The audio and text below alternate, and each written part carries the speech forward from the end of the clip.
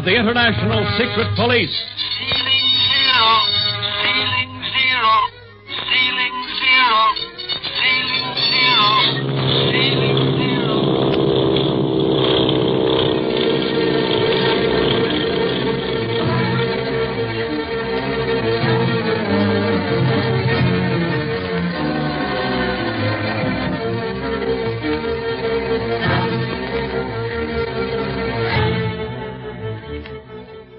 The smuggling activities of that genius of evil, the octopus, have brought Speed Gibson, his uncle, Clint Barlow, and Barney Dunlap, all members of the International Secret Police, to Hong Kong, China, to end the criminal's career once and for all.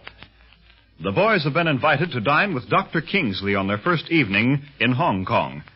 Clint has planned to ask the doctor what he knows of the neighborhood indicated on the map that Marcia Winfield's brother sent her. Another member of the party rouses his suspicion, however. Mr. Wu, a high-caste Chinese who, in reality, is a member of the Octopus Band. Clint's uncanny intuition holds him silent before the man, and then, while they are all looking at a Chinese gong, a knife flies through the window, and Clint, wounded, falls to the floor. We find Speed, Barney, and Mr. Wu anxiously watching as Dr. Kingsley finishes bandaging Clint. There you are, Barlow. How does that feel? Well, as well as any knife wound can feel after a good doctor's taking care of it, Dr. Kingsley. You were lucky. That knife was aimed for your heart. And would have found it if you hadn't shoved me aside. Sure would, Clint. It cuts in the arm just about at your heart level. And I can thank you for saving my life, Doctor. An eye for an eye, a tooth for a tooth, a life for a life. Master Gibson saved the life of the doctor's small daughter. The doctor saved the life of Mr. Barlow. In the eyes of the Chinese, the debt is paid. I'd give anything to know who did that. My servants are searching the ground. Don't think it'll do much good, Doc.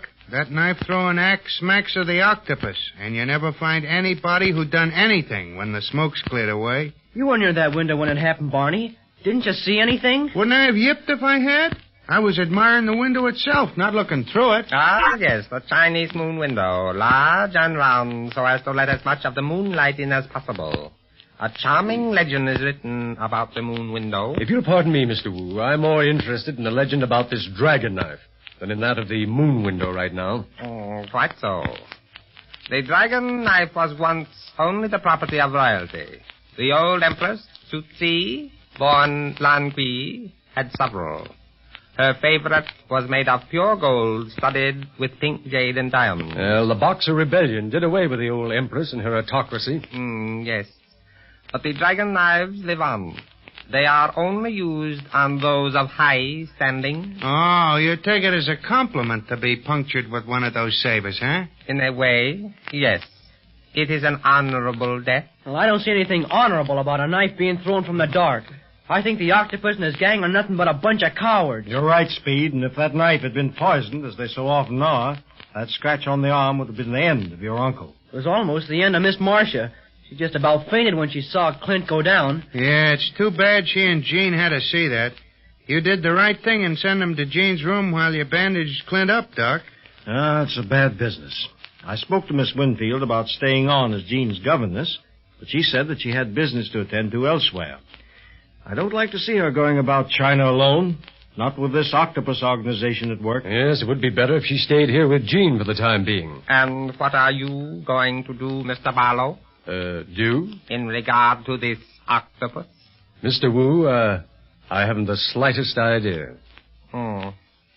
I believe the hour is growing late. I had best be going. May I drive you and your friends to your hotel, Mr. Barlow? No, thank you. I've already arranged with the rickshaw boy to pick us up here, Mr. Wu. Very well. I shall look forward to our meeting again very soon.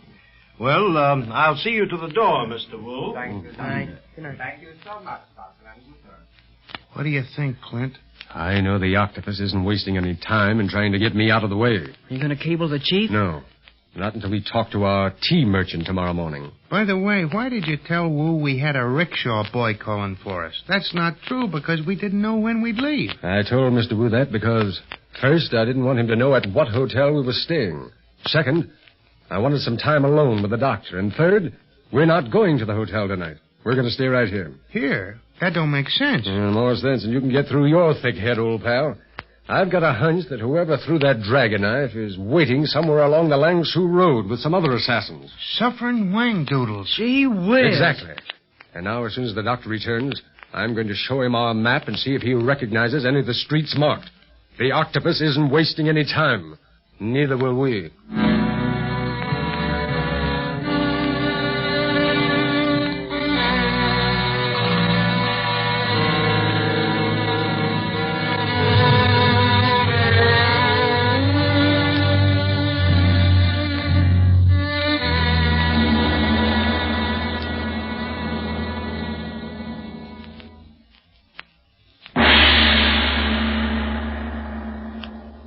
Kwanu, Yes, Master. what is your report? I have just come from the home of Dr. Kingsley. The dragon knife failed. Must I do such work myself? Can I not trust my operators anymore? Has this Clint Barlow cast a spell upon them? It was purely fate, Master. Had the doctor not seen the knife and pushed Barlow aside onto the floor, your plan would have succeeded. The doctor? What of the knife thrower? He and 4 others are waiting Barlow and the other 2 in the shadows of Langsu Road.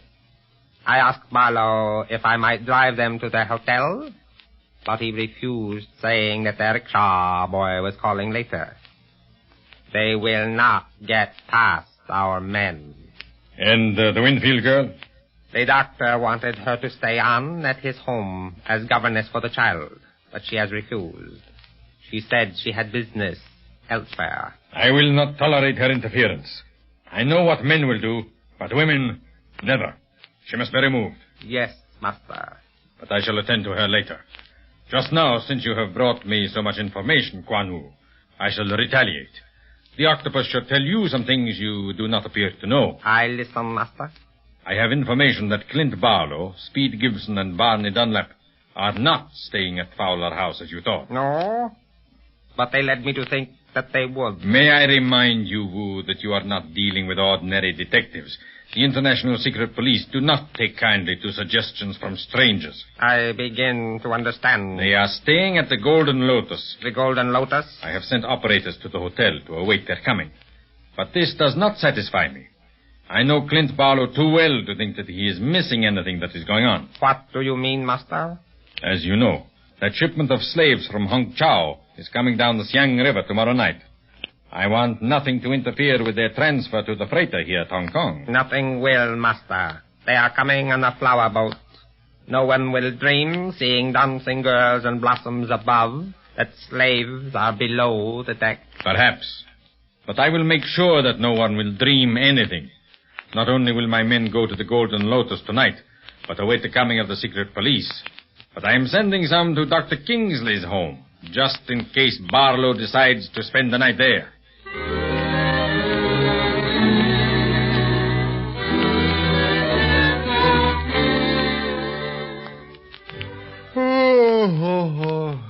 Gee, I've looked so long at that map that I don't know if it's a map of Hong Kong or New York. Well, I think we've done about all we can on it, Mr. Barlow. The street names that I've listed for you are mostly guesswork, but then, of course, sometimes the guess turns out to be right. Yes, I appreciate your help, Doctor, and I must ask you to keep silent about what we've just discussed. Well, of course. How's your arm? Oh, it aches a bit, but that's only natural. Won't keep you awake, will it, Clint? I should say not. We've had a big day today. Nothing short of the house falling down could wake me up. Don't say that too loud. You might give the octopus ideas.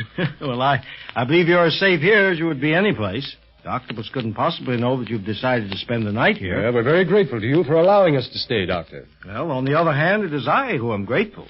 Your presence guarantees the safety of my daughter and Miss Winfield. Well, let's put that map away and get some shut-eye, huh? I'm out on my feet. Me too. You want this map of the city too, Barney? Yeah, if I can have it, Doc. By all means. I'll show you to your rooms now. Oh, thank you. Oh, by the way, Doctor, have you any sort of protection around this house?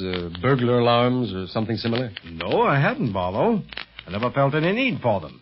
Just me and the servants here. Yeah, but now your daughter's here, too. Yeah, Doc, so long as this octopus guy's around, I wouldn't take any chances. Good heavens, do you think... Doctor, you're an important man in Hong Kong. You may actually see and speak with the octopus every day. You may be in his way, since you're honest. Has he ever sought to contact you? No. But he may be watching your every move. His eyes are those of his spies. If he should ever want you to shut your eyes to something crooked, or want you to do something for him, he may force you to bow to his will through your daughter. Why, he wouldn't dare. I'm in the diplomatic service.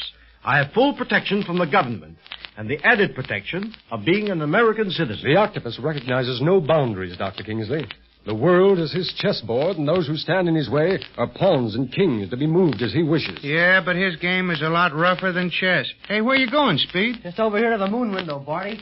I want to take another look at it. Oh, look at it tomorrow, kid. Let's go to bed now. If I stay up much longer, I'll fall asleep right here. Okay, just a second. Your arm isn't bothering you any, Clint, is it? Oh, no. Feels great, Doctor. Clint and me look like we're fresh out of the hospital. Him with his arm bandaged and me with a black eye. If I hadn't had my credential papers in order, they never would have let me land at any of the ports. Said I looked like a desperate character. Barney. What is it, Speed? There's someone prowling around in the garden. I could just make out 3 guys, and I think there are more. Someone in the garden? Would they be your servants, Doc? Why, no. They were in the garden searching for Clint's assailant. But they came in some time ago. You didn't let on you'd seen anything, did you, Speed? No. I pretended to be looking at the window itself, and not out in the garden. Good boy. Now, Doctor, let us act as we normally would under the circumstances. Keep on laughing and talking. Switch off the lights as if you were about to show us to our rooms. We must pretend that we don't know we're being watched. But why? Who can that be in the garden? The octopus gang. Doctor, your house is surrounded.